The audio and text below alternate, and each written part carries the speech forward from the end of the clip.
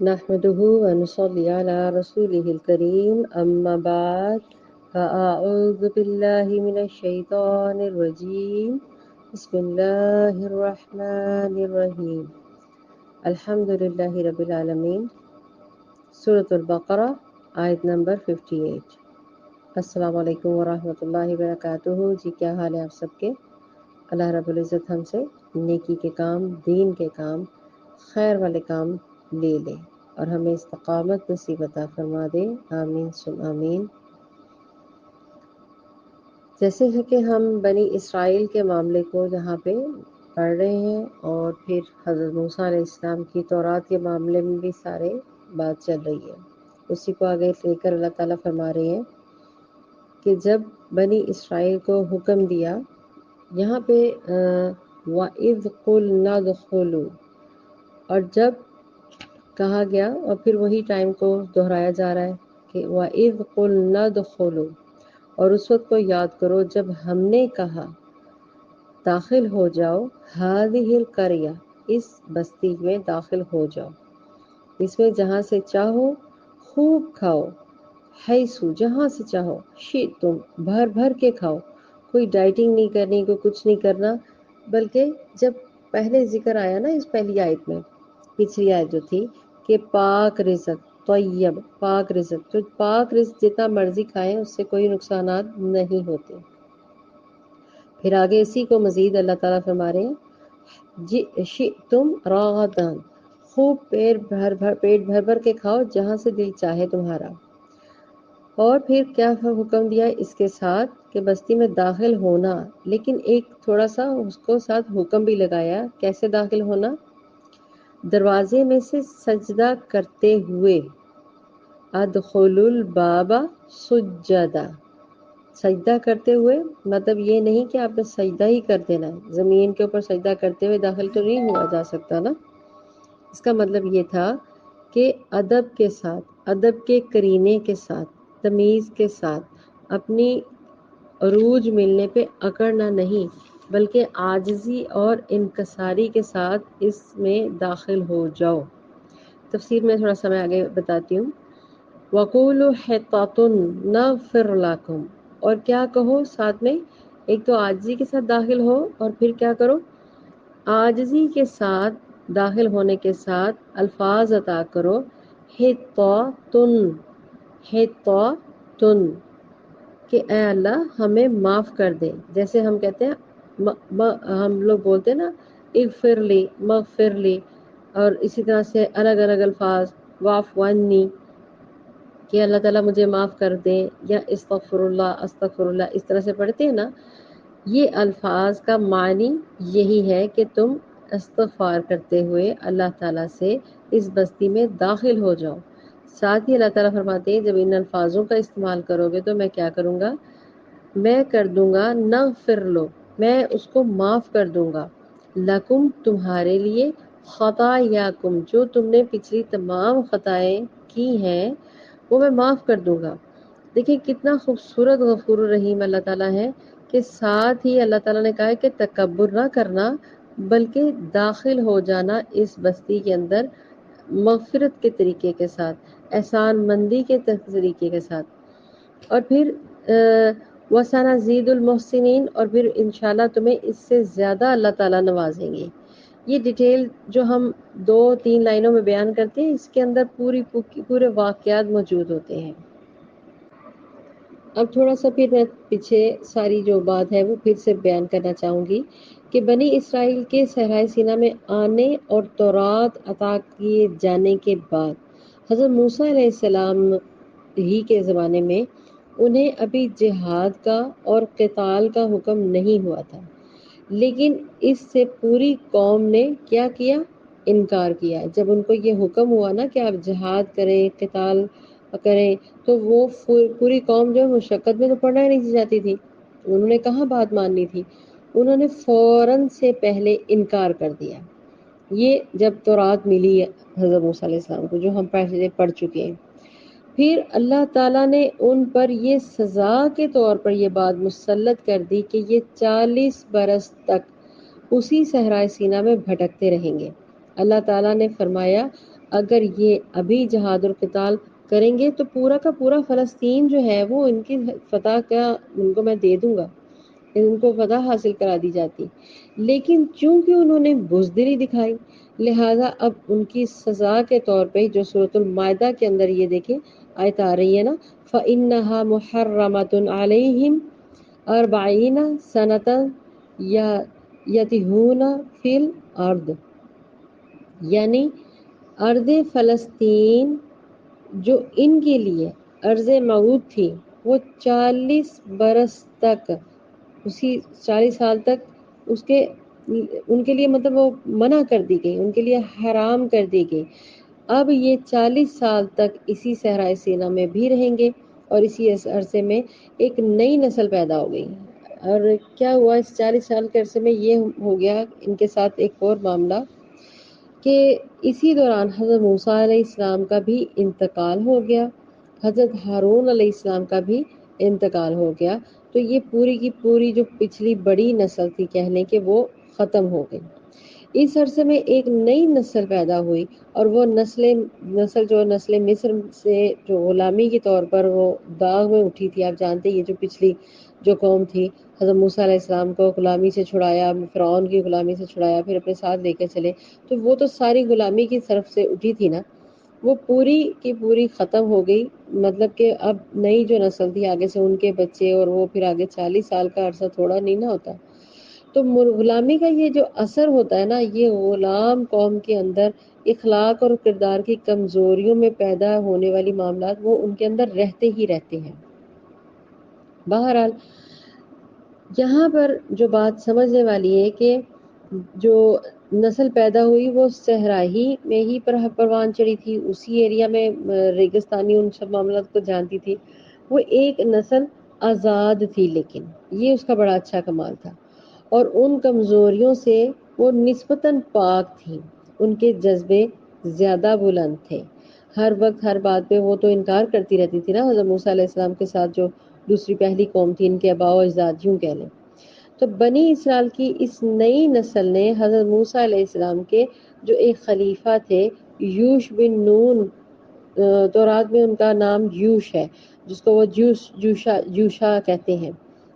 تورات میں ان کا نام آیا ہے، قرآن میں نہیں ہے، ان کی قیادت میں قتال بھی کیا ماشاءاللہ، اور پھر پہلا جو شہر فتح ہوا الریحہ، اس کے نام سے وہ آج بھی مشہور ہے، لیکن ان کا جو اسلامی نام جو پرانا نام ہے تورات سے ہی ملتا ہے، الریحہ کو وہ انہوں نے فتح کیا۔ یہ شہر آج کے دور میں جیریکو کے نام سے موجود ہے، جو لوگ واقف ہوں اس شہر سے۔ بہرحال یہاں اس فتح کے بعد اب تذکرہ ہو رہا ہے کہ جب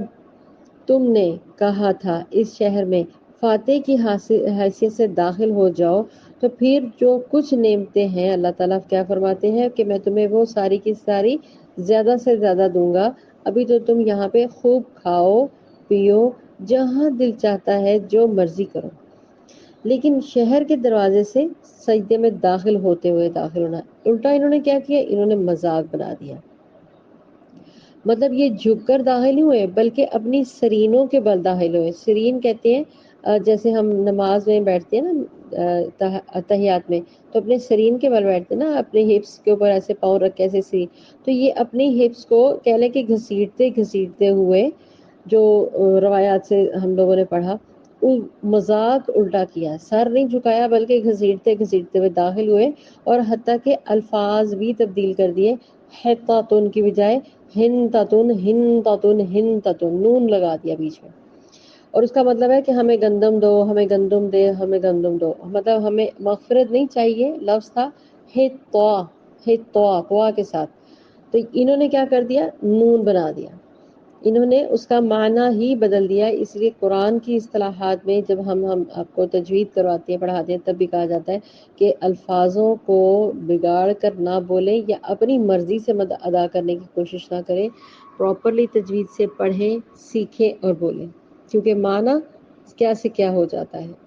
بہرحال یہ تو معنی سے واقف تھے، انہوں نے تو اپنے تکبر کی وجہ سے جو کچھ حرکتیں کی آپ جانتے ہیں کہ اپنی گردنیں ان کی اکڑی رہیں، اور الٹا بیٹھ کے سرینوں کے بل دروازے سے داخل ہوئے اور حتاتن کہتے ہوئے داخل ہوئے. استغفر اللہ.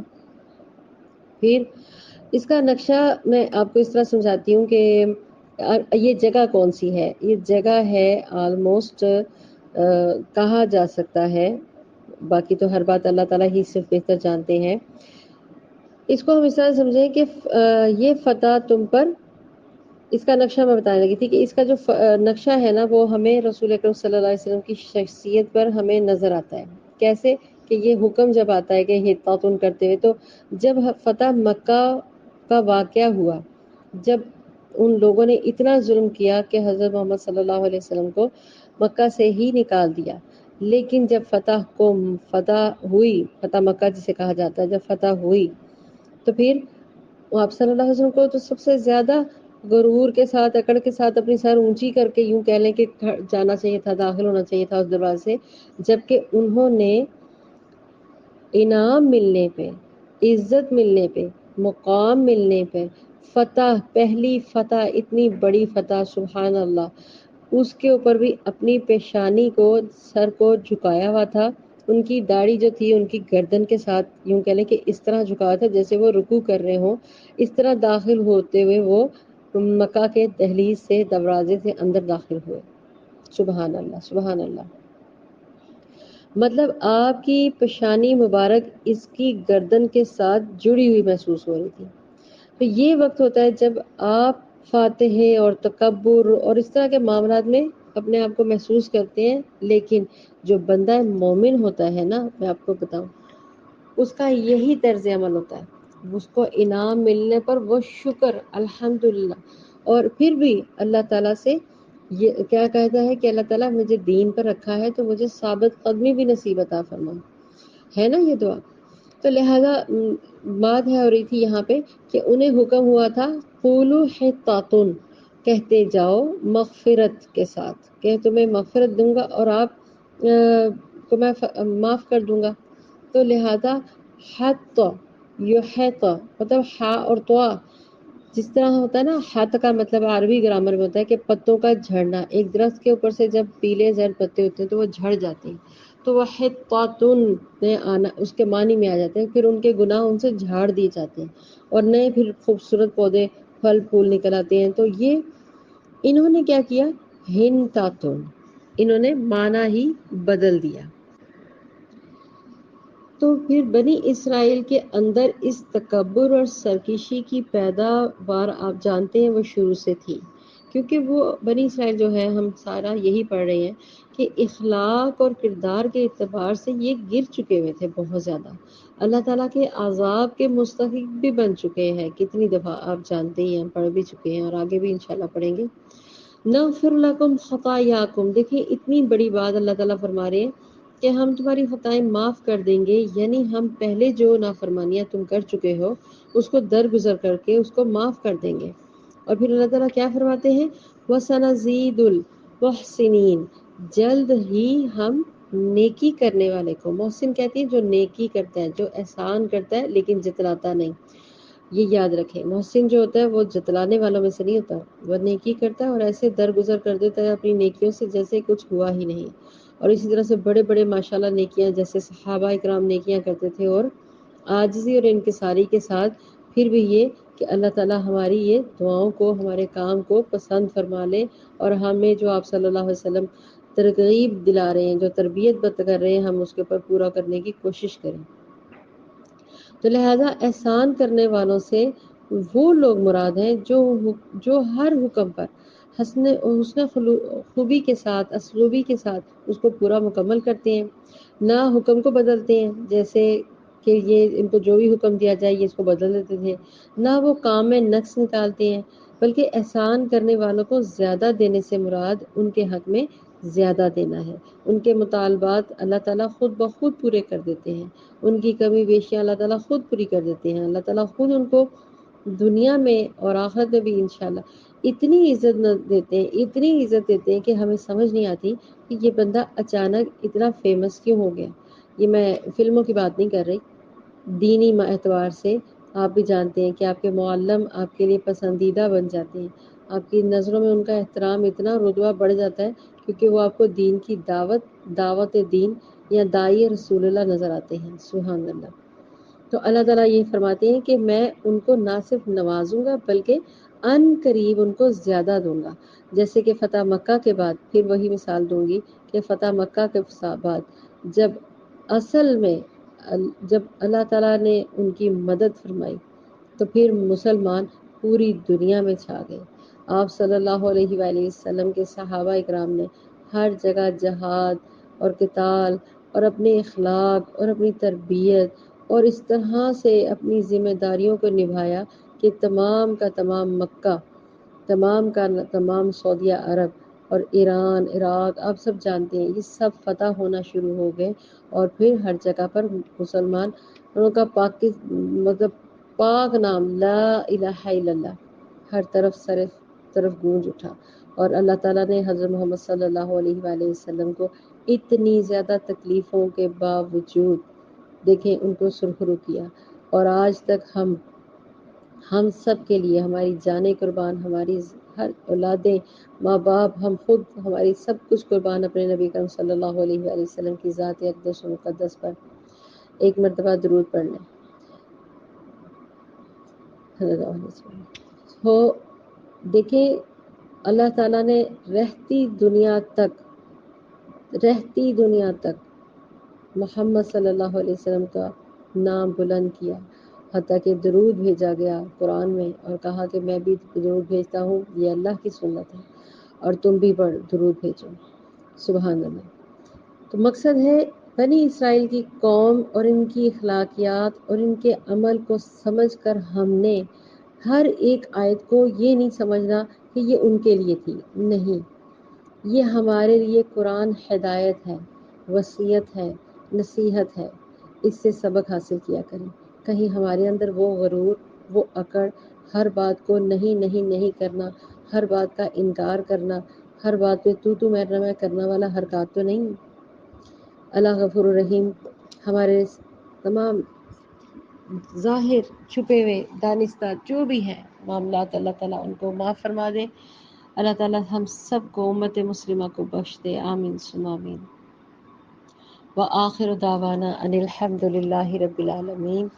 السلام علیکم ورحمۃ اللہ وبرکاتہ۔ سبحانک اللہم وبحمدک استغفرک استغفرک استغفرک استغفرک۔ سبحانک اللہم وبحمدک اشہد ان لا الہ الا انت استغفرک واتوب الیک، آمین ثم آمین۔